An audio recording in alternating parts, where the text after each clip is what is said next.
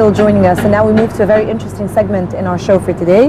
We have the part of a commitment towards young Egyptians. The British Council and the Research Development and Innovation, the RDI program, have teamed up for the 5th year in a row with the Fame Lab, the UK's biggest search for the new voices of science and engineering, to give enthusiastic early career scientists the chance to demonstrate their skills. The Fame Lab competition is designed to help people communicate science and engineering to a wider audience, whether in schools or through public events or through the media. Young Egyptians between the 18 and 35 years old who are studying or working in science, technology and engineering or mathematics take part annually in the Fame Lab. Contestants have just 3 minutes to pitch a concept in science or engineering to the panel of judges. And now we have with us, joining us today, Mr. James Hampson, who's the Deputy Director of the British Council in Egypt. Welcome. Thanks for joining us, Mr. James. Thank you. The weather's a bit better this time, right? I know. Yeah, exactly. Yes, that's true. Thank you very much for joining us. And it's great that you're always having the sort of initiatives. This Fame Lab is definitely a good motion that would support the students. I'd like to know from you more about the objectives and the aspirations for it. Okay, so Fame Lab has been running all over the world for the last 5 years, and it runs in 27 countries. More than 5,000 young people from all over the world have been involved in Fame Lab. Here in Egypt, we're in our 5th year now, and about 600 people have got involved. And you said it at the top, Fame Lab is about communication. It's about talking, but what's important is it's about getting excited and passionate about science.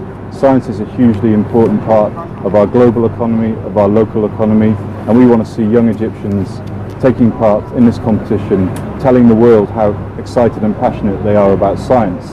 And it's a bit like the X factor for science, you know, 3 minutes, tell us what you think, tell us what you know, an exciting idea, a new idea. And that's good for science, it's good for this country, it's good for the UK, Sure. good for our economy, good for our society.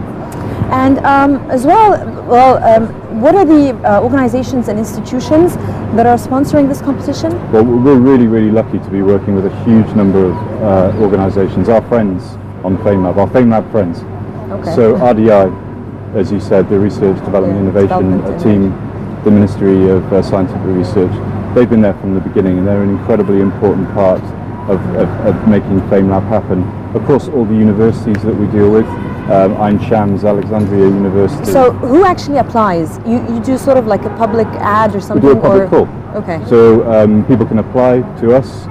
We go through all the applications with our partners. You go through them and then we invite the young people to the heats. So the first heat was in Zamalek in the Civic Centre on Saturday, and we were there and we opened it, and there was hundreds of young people all watching their friends and their colleagues get up on the stage presenting and sort of projects or ideas exactly. or concepts. And then we have a jury who say, yeah, that's really great, or that's amazing, or wow, I've never thought of that.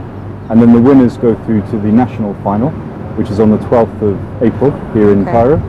And the winner of that then goes to the Cheltenham International Science Festival, where they will then compete with other winners from other countries, from other parts of the world. And Egyptians have always done really well.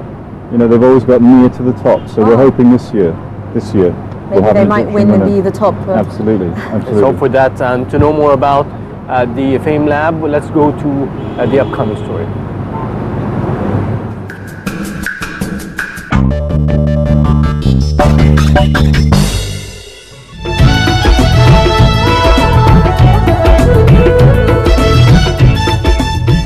Fame Lab is an international science communications competition initiated by Cheltenham Science Festival and the National Endowment for Science, Technology and the Arts in the UK in 2004.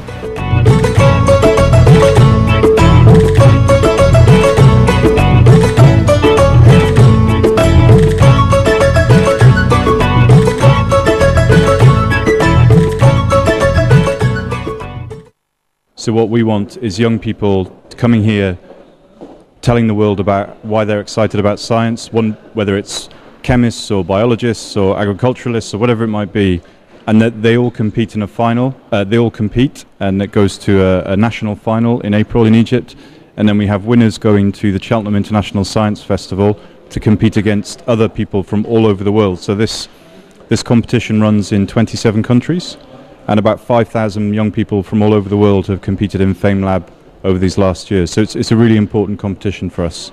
But it's about how does science make a contribution to our society, to international cooperation, to our economy as well, because science, research and innovation are really important parts of economic prosperity.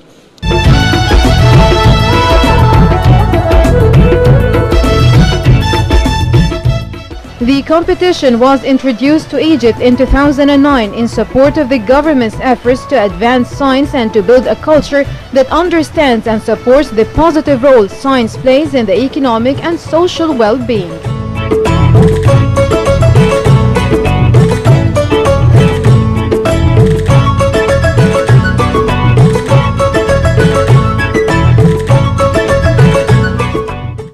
We are looking for three main issues in everyone who stands and speaks. The first thing is the content.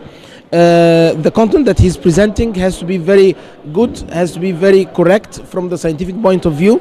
It has to be clear. So this is the second criteria, the clarity of the topic he is presenting. The third thing is the charisma.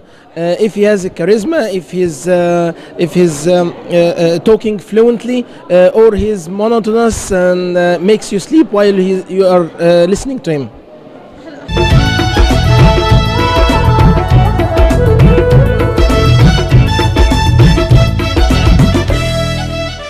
FameLab Egypt was introduced for the first time in the Middle East and North Africa by the British Council and the Research, Development and Innovation Program.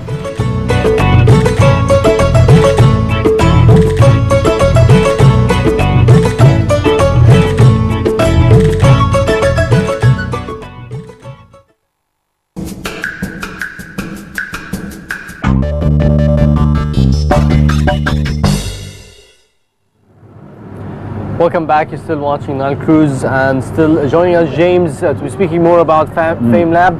And I'd like to ask you about the skills required for the students in order to reach the finals. And like you mentioned, there's a global competition, and it's important for Egyptians to compete there. Absolutely. What are the skills needed for that?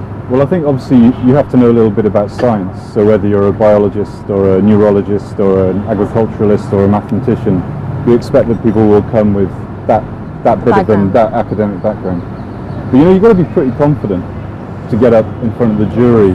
We had Dr. Abdul Hamid El Sahiri, who's part of the jury, who's also going to be the president of the Euro-Mediterranean University, president of Heliopolis University. These are serious people who've got real track record, and so confidence, really, really important. Communication skills are obviously important. And what you need to be able to do is put your idea across in a new and creative way, so creativity is obviously important. And I would say, maybe it's just because I'm British, but sense of humour would be important too. Yes, most of all. And as well, and talking about a panel of jury, who are they, what criteria, and how do you choose them? Well, I think they are long-standing parts of FameLab. So Dr. Abdul Hamid, who I said, we have people from the Research Development Institute. We have past participants from FameLab as well.